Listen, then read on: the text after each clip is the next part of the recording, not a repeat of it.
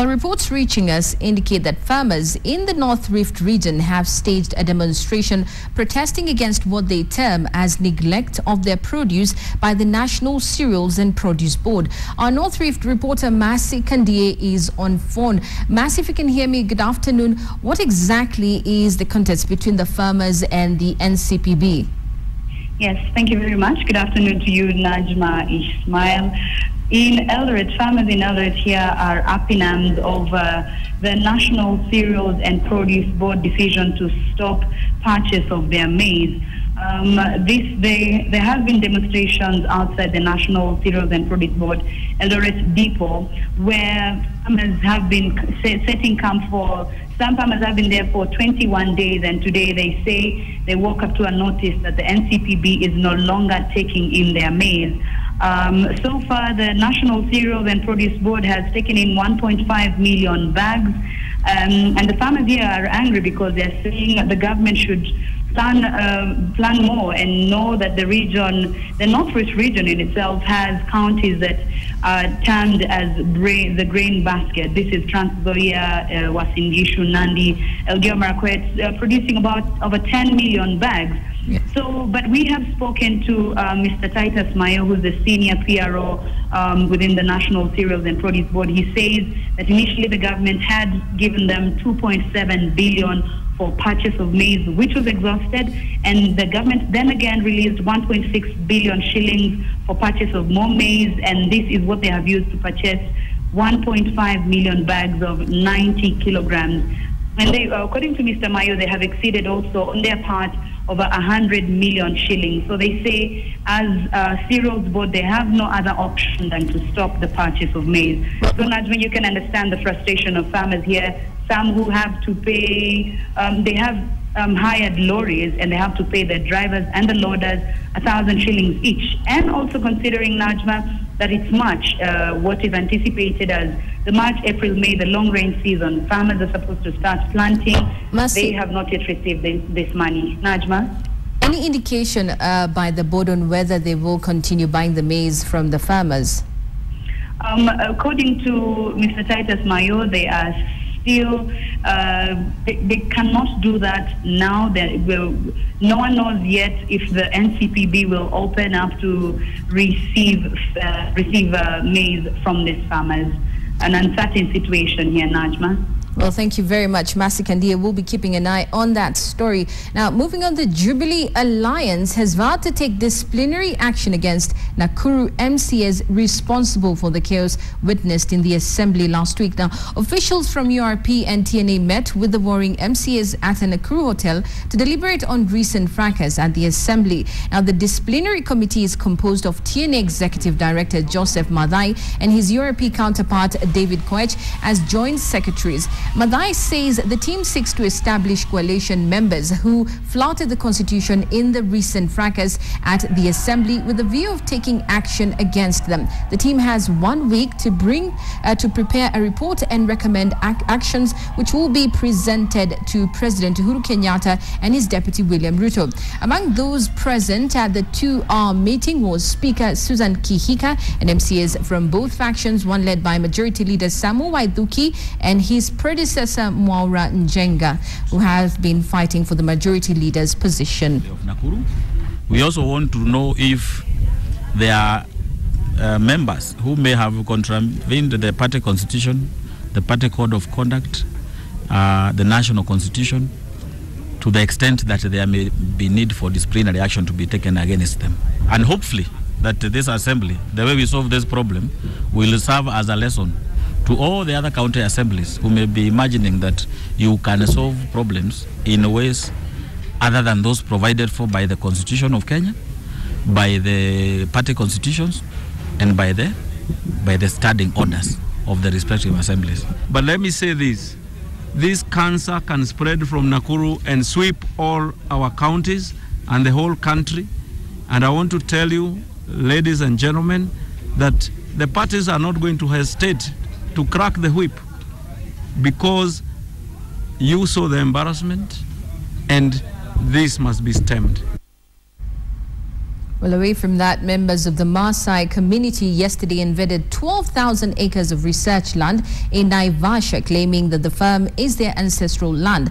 The over 300 Maasai drove in hundreds of their livestock in the farm, paralyzing operations, vying not to leave. According to the community leader, John Malimbe, the land had been released by their forefathers to the colonial masters, but the government took it over after independence. Malimbe said that the community had obtained the agreements signed between the two parties in 1904, adding that the lease had expired. However, this is not the only controversy surrounding the land, as currently there is a case going on at the High Court between the management of Calro and members of the Isihakia community over the parcel of land. Between the leaders like Oleboni, Olonana, and the other leaders for Legalisho, and these are the agreements. We are now we were able to trace them. We have them now here. We have taken them to court.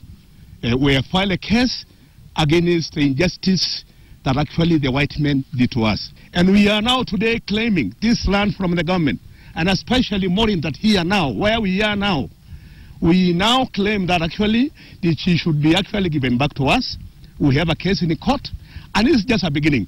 We are pointing at others, like Marora Farm. We are also pointing at Ololia Farm, another Soy Sambu. We are pointing all these lands because actually we think they belong to us, they are ours, they were actually taken from us, and this is the right time now, and this is a time now they should actually give us back. Tension is high in Samburu North following a series of cattle raids that have led to deaths in Baragoi. Residents have begun migrating to safer havens for fear of more attacks. The situation in that region is said to be dire as men and women and children go for days without a meal. Reports on the ground also indicate that school-going children have even been forced to stop attending school. Samburu North members of parliament are blaming the government for failing to secure the area, saying that since the attacks began, no suspects have been arraigned in court. While addressing the affected community, Samburu County Commissioner Joshua Nkanatha urged residents not to retaliate, as the government has plans in place to have their air surveillance by army choppers in the hope of recovering stolen livestock.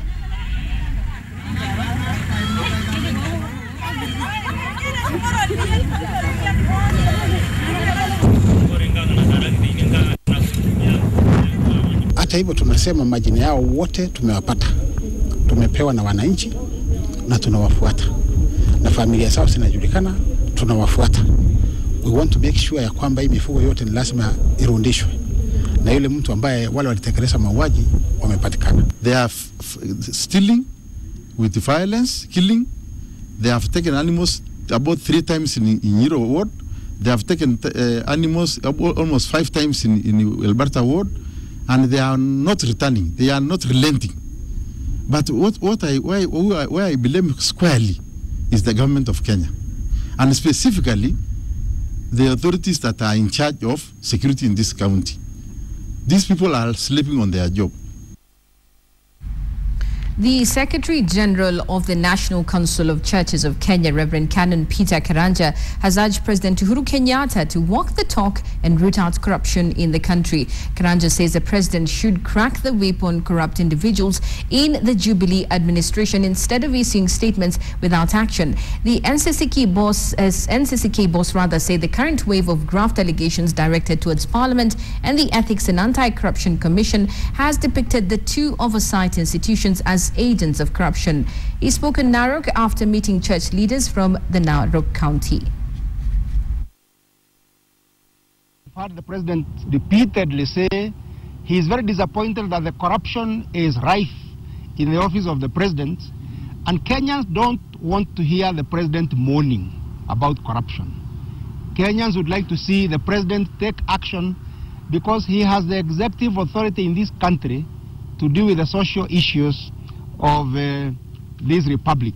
When you hear allegations that MPs are being bribed and they virtually accept that it is rife, it's a great disappointment, and a leadership that embraces corruption loses its moral right to govern.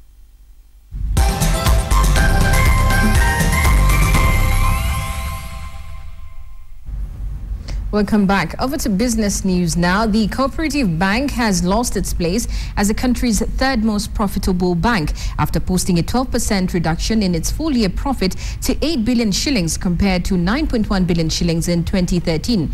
The bank attributed the reduction to the one-off retrenchment cost of 1.34 billion shillings incurred last year when the firm laid off more than 160 senior managers. The firm also suffered an increased tax burden following the lapse of the 5-year tax holiday that allowed the firm to only pay 20% corporate tax as from last year. The firm became subject to the full 30% corporate tax, which wiped out the 0.46% jump into the pre-tax earnings. The drop came despite a 30% increase in loans and advances to 179 billion shillings, which saw interest income raised by 14% to 21.27 billion shillings. The bank also grew customer numbers to 5.1 million customers, which saw customer deposits grow by 22.1% to 220.9 billion shillings. Cooperative, however, say it has plans to regain its place as the third most profitable bank thanks to the leaner and more efficient restructure. The counters. Did I expect all the branches to make money immediately? No.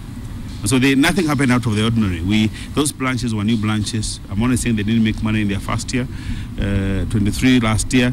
Already as I begin the year, half of those 23 branches did break even in January. And so I can assure you that possibly 95% of those branches this year will contribute to the profitability.